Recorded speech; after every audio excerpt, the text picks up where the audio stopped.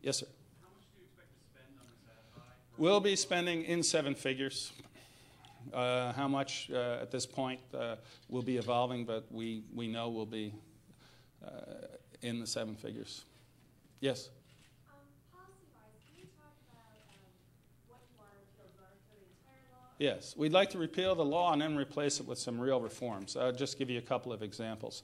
One is lowering costs.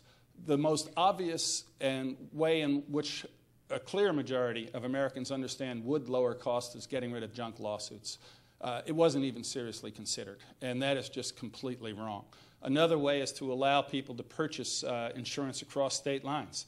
It just doesn't make any sense that you have to purchase it within your state if you have a policy or a company that offers more competitive or better priced or better designed products in a different state. A third is to allow high deductible policies with health savings accounts that would provide cooperation between an employer and an employee so that you could have lower cost health insurance. And so that's just on the coverage side. On the accessibility side, you could allow the creation of small private groups. You could allow small businesses and individuals to pool together. You could put together basic policies that provide adequate coverage but aren't as expensive as some of the coverage plans required today. And you do need insurance regulation reform. And not everything in Obamacare is bad. I believe some of the changes requiring insurance companies, for example, not to deny someone because of a pre-existing condition, not to allow an insurance company to drop someone after they have been a policyholder for a number of years simply because they're getting older, not to put lifetime caps on the amount that a policyholder can be held to. These are good reforms that are in Obamacare that would be continued as we repeal and replace. So there are a number of very positive changes that could have been made to improve both the cost and the accessibility of health care that were not included in Obamacare that we think deserve not just to be considered but to be included. And by the way, right now our economy is not generating the jobs that we need. And Obamacare represents one of the largest tax increases this country has seen. Particularly on businesses, small businesses, that at a time when we desperately need those small businesses to have the confidence to grow and expand and invest and create new jobs. And right now, if you're a business person, if you offer health coverage that is too great, you're going to be fined under the Cadillac plan. If you offer health insurance that doesn't meet some bureaucrat standards, you're going to be fined because it's not adequate enough. If you're not providing health care coverage in a way that bureaucrat decides, you can be fined. And this is an enormous deterrent to businesses looking to create jobs. We need more jobs. And the uncertainty, except for the fact that there will be certainly higher costs imposed on business because of Obamacare, is one of the significant reasons we're not able to generate the private sector job growth we need to get our economy moving again. Yes? You had mentioned that Obamacare will increase costs and prices. Can you talk a little bit about the specifics of that and how it's going to impact? Yeah, we were told it wasn't. We were told a number of things during the debate. I remember how many times did the president look in the camera and say, if you're happy with your current coverage, you won't have to change a thing. That's just not the case.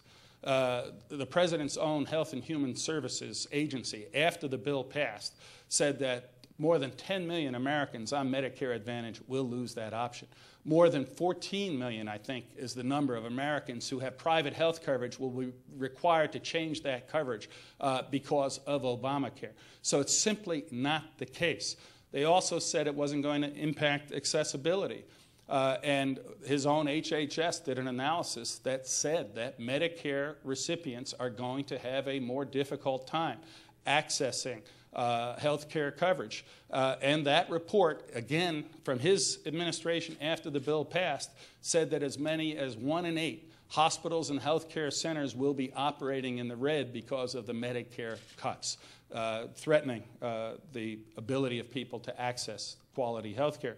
And finally, they said it was going to drive down costs. Again, an analysis by HHS after the bill passed said, in fact, it would drive up costs. And you can look at the Obama administration's own analysis for this. So that what we were told was were going to be the consequences if this bill passed is not the effect. it is something that is going to drive up health care costs, deny accessibility, particularly for senior citizens, increase the deficit.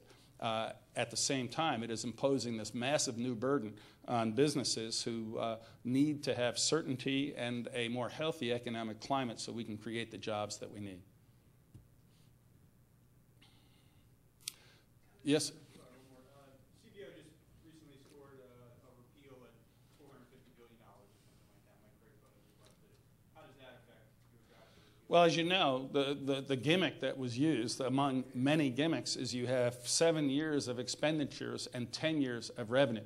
The taxes have already are kicking in right away. Some of the expenditures don't kick in for a number of years. So to me, if you look at the analysis that was done, I believe, by HHS, or it may have been CMS, it showed that, in fact, the deficit would be greater, even after this massive high tax increase imposed on the businesses we need creating jobs in America. Okay, well, thank you for being here. Yes. Just one last question. Do you have a view of the arguments that the Attorney General of Virginia, for example, has made built around the Commerce Clause? Do you see a potential for these cases to go as high as the Supreme Court? Yes, I do. I think that there are legitimate constitutional issues. When the federal government is imposing new burdens on the states, new burdens that they have to increase their Medicaid eligibility rate when the states pay a significant part of that without providing any funding, I think there are some serious constitutional issues, particularly when you're telling someone who just doesn't want to be a part of the system that you're either going to go get health coverage acceptable to a Washington bureaucrat or we're going to fine you. I think that is patently unconstitutional. So I think there's a real issue of unconstitutional imposition of requirements on states, unconstitutional imposition of fines, which they're now calling taxes on people who simply don't want to be a part of the system.